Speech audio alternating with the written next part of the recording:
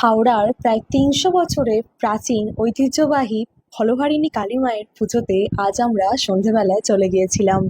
প্রথমেই বলে রাখি, ফলহারিণী কালী নাম হলেও এই পুজো প্রতি বছর ফলহারিণী অমাবস্যাতে হয় না।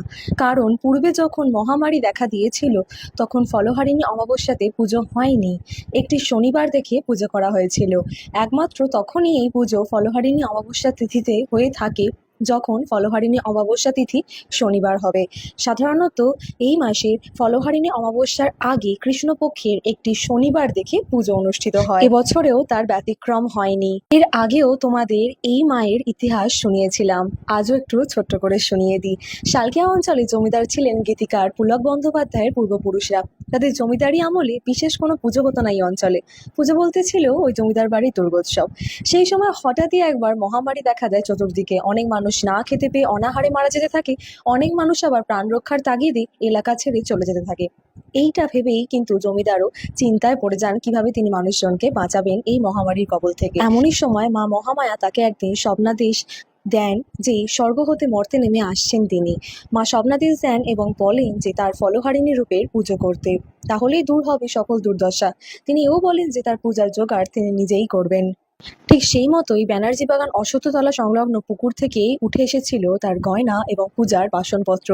এবং পুজোর পরেই সমস্ত মহামারী কিন্তু কেটে যায়। এখন এই শালকিয়া অঞ্চলে প্রচুর ছোট বড় কালী পুজো হয়ে থাকে। এই এত পুজোর ভিড়ে মানুষ হয়তো ভুলেই গেছেন ফলহারিণী মায়ের কথা।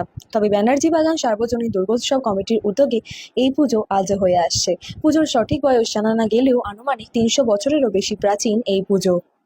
আজ মাকে দর্শন করতে পেরে আমরা সত্যিই ধন্য হয়েছি এবং ওনাদের দেওয়া এই অমূল্য উপহার পেয়েও কিন্তু আমি সত্যি আপ্লুত।